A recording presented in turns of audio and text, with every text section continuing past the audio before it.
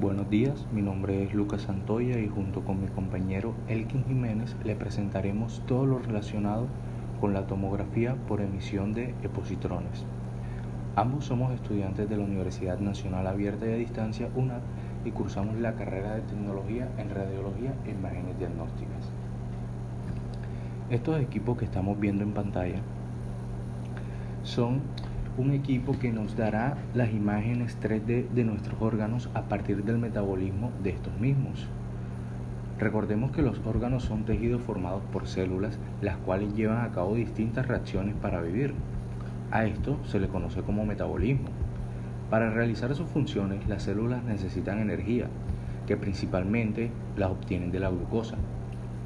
Es gracias a esto que este equipo utiliza el proceso de nuestros órganos para generar las imágenes. A partir de ellas podremos saber si el paciente presenta o no alguna patología como tumores, cáncer o Alzheimer y la dimensión de esta. Estos estudios son requeridos y realizados principalmente en las áreas oncológicas. Pero ¿cómo podremos obtener estas imágenes? Pues la obtención de estas imágenes se llevan a cabo mediante la administración de un radiofármaco al paciente, como lo puede ser el F18, conocido como fluoro de desoxiglucosa, que es uno de los más utilizados en la actualidad. Para la administración de los radiofármacos es necesario utilizar un medio de transporte que por lo general es la glucosa, ya que, como lo mencionábamos anteriormente, las células, sobre todo las cancerosas, reprograman su metabolismo energético para cubrir sus altas demandas bioenergéticas. Es decir, estas células requieren más glucosas que la célula sana para mantenerse con vida. La administración de este radiofármaco se realiza por vía intravenosa y estas radiosondas administradas tardan alrededor de 30 o 60 minutos en recorrer todo el cuerpo humano. Y luego de esto se realiza el proceso de metabolismo, donde será absorbido en mayor parte por el área afectada. Durante todo este tiempo se le pide al paciente que descanse cómodo, que no hable ni se mueva.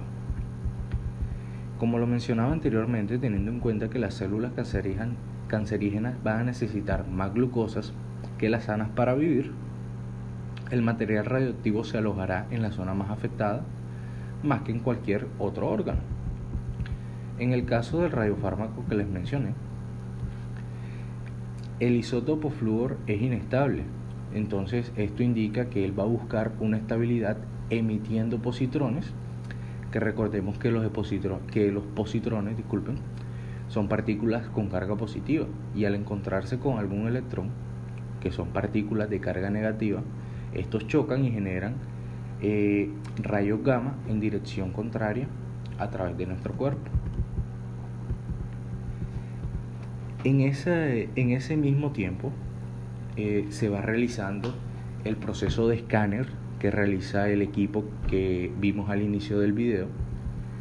Él gira sus detectores alrededor de nuestro cuerpo, buscando detectar estos fotones o rayos gamma, y con ayuda de la computadora y mediante la captación de estos fotones sabremos el lugar exacto donde se encuentra la mayor emisión del material radioactivo, y así podremos saber dónde se ubica el tumor, dónde tenemos el cáncer, y podremos ver con exactitud la densidad y la actividad metabólica de este. Esto lo podremos ver aproximadamente luego de 2 minutos de estar iniciando el proceso. La veremos a través del computador. Recordemos que estamos trabajando con un equipo híbrido, es decir, que tenemos un PET y un escáner, que es mediante él donde veremos las imágenes. Aquí les anexo donde podemos ver las imágenes que nos muestran un área brillante, y esto nos indica que es donde más se obtuvo el registro metabólico. Sin embargo, debemos tener en cuenta que órganos como el cerebro o partes del cuerpo que acumulen grasa también reflejarán ese brillo. ¿Por qué? Porque son órganos y tejidos que también tienen su propia actividad energética a través de la glucosa. Es por esto que los análisis de estos estudios los realizan médicos especializados y entrenados para esto. Dentro de este tema debemos saber también y conocer qué son los radiofármacos. Los radiofármacos no son más que medicamentos especiales que al prepararse para su uso terapéutico o diagnóstico contienen uno o más radionúcleos. Es decir, son fármacos que están compuestos y contienen material radioactivo. Dentro de los más utilizados para la tomografía de emisión de positrones, estos nos permiten ver características de procesos biológicos y moleculares de manera no invasiva. Es por esto que esta prueba permite la detección temprana de procesos patológicos, pues los procesos moleculares siempre se producen antes que los anatómicos. Sobre todo para los pacientes oncológicos, este nos da información importante antes y durante el tratamiento, pudiendo de esta forma dar una atención más individualizada a los pacientes. Los radiofármacos que son utilizados para estos estudios contienen radionúcleos emisores de positrones. Recordemos lo mencionado anteriormente, el equipo nos está generando todo el tiempo electrones y esta interacción con los positrones que nos generan los radiofármacos es la que nos dan la señal de fotones que luego es traducida por el escáner en las imágenes que queremos ver. Los orígenes de estos positrones están en la transformación del núcleo con exceso de protones, lo que provoca la transformación de un protón en un neutrón, lo cual va además acompañado de la emisión de un positrón y un neutrino. Un positrón, para ponerlos en contexto, no es más que un electrón con carga positiva y que irá perdiendo su energía en sucesivas colisiones, y cuando se encuentre prácticamente en reposo será aniquilado con un electrón convirtiéndose en ambos en energía, que son los fotones o los rayos gamma. Se emiten en sentido opuesto como se los mencioné anteriormente y es detectado por el tomógrafo. Dentro de los radiofármacos más utilizados en estos estudios tenemos los radiofármacos marcados con isótopos radioactivos no halógenos, como el acetato y la metionina. Tenemos también los radiofármacos marcados con isótopos radioactivos halógenos, como lo es el flúor, el bromo y el yodo. Tenemos también los radiometales, como los cobre, el galio y el circonio. Mi nombre es Elki Jiménez, estudiante de Radiología e Imagen Diagnóstica. Bueno, vamos a hablar sobre la PET como medio de diagnóstico. La sigla PET significa tomografía de emisión de positrones. Bueno, esto se utiliza para valorar la irrigación y la actividad del corazón y el cerebro, así como para detectar el cáncer y otras anomalías.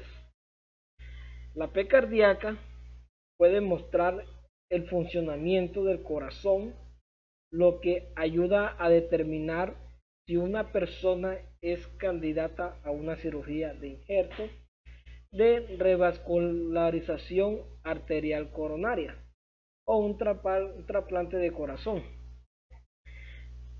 El estudio cerebral mediante PET también muestra si el cerebro funciona correctamente y cuáles de sus áreas están más activas durante ciertas actividades, por ejemplo, durante los cálculos matemáticos. La PET se utiliza ocasionalmente para ayudar a los médicos a diagnosticar la enfermedad de Alzheimer y la enfermedad de Parkinson y ayudarle a evaluar los trastornos convulsivos. La PET puede mostrar la localización de un cáncer, los lugares a los que se haya diseminado y cómo está respondiendo al tratamiento. Alrededor del 80% la tomografía de emisión de positrones se hacen para ayudar a los médicos a evaluar el cáncer. Entre otros cánceres se incluye el cáncer de pulmón, el colorectal, el de esófago, el de la cabeza y cuello, los linfomas y los melanomas.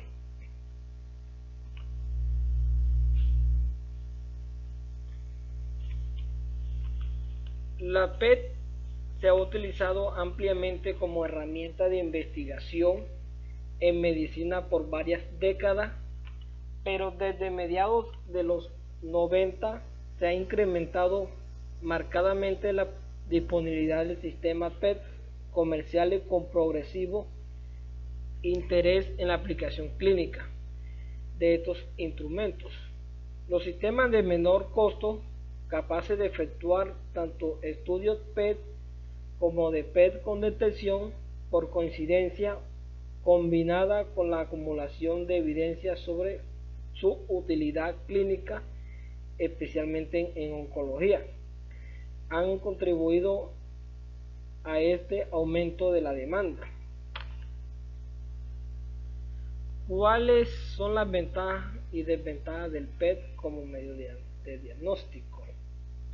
Bueno, las ventajas por tomografía de emisión de positrones podemos obtener mediante este equipo búsqueda del tumor y determinación de su malignidad, una determinación del estado tumoral, determinación temprana del éxito del tratamiento, seguridad después de la operación del tumor, empleo conjunto en planificación de la radioterapia. ¿Cuáles son esas ventajas? Bueno, la cantidad de exposición a la radiación de la PET es similar a la de la TC. Cuando se realiza un PET y una TC durante un único examen, la dosis de radiación se incrementa de manera significativa, dado que los radionúclidos utilizados en la PET emiten radiación solo durante un breve periodo de tiempo. Esta prueba se puede llevar a cabo únicamente si el radionúcleo se produce en las inmediaciones y se puede tener con celeridad.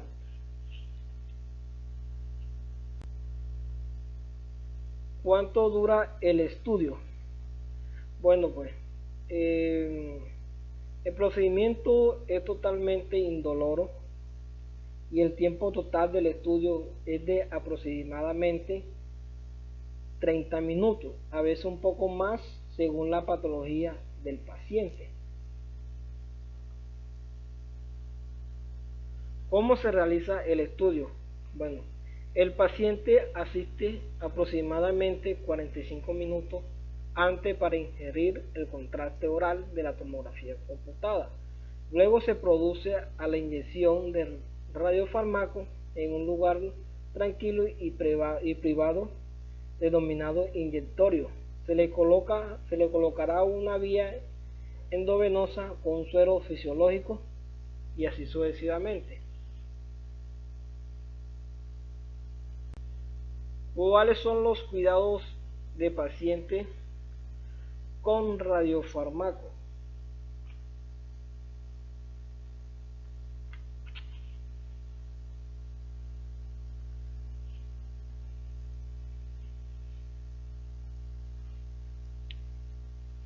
Bueno, los cuidados de paciente con radiofármaco, primero que todo hay que hacerle una aclaración al paciente. En caso dado un accidente laboral, los cuidados que deben de tener ante este equipo es notificar al médico especialista en medicina nuclear al cargo en caso de alguna reacción alérgica, calcular la dosis de radiación, que es muy importante, administrar un radiofármaco al paciente equivocado, que también es muy importante porque a veces coloca un medicamento que no es. Administrar al paciente un radiofármaco incorrecto o con la actividad incorrecta, o someter a la embarazada o a las madres lactantes a estudios que no se justifican. Vías de administración incorrecta, desconocimiento de la normatividad local, falta de capacitación para afrontar situaciones de emergencia, falta de definición clara de las responsabilidades. La preparación. Bueno, el paciente siempre debe acudir en ayunas de 6 horas al menos y únicamente podrá beber agua. Debe venir relajado sin haber realizado esfuerzo físico previo para no alterar las imágenes. En caso de estar tomando algún tratamiento habitual, nosotros estudiaremos y le informamos de la posible incompatibilidad que puedan existir, aunque por lo general no suele inferir. Muchas gracias.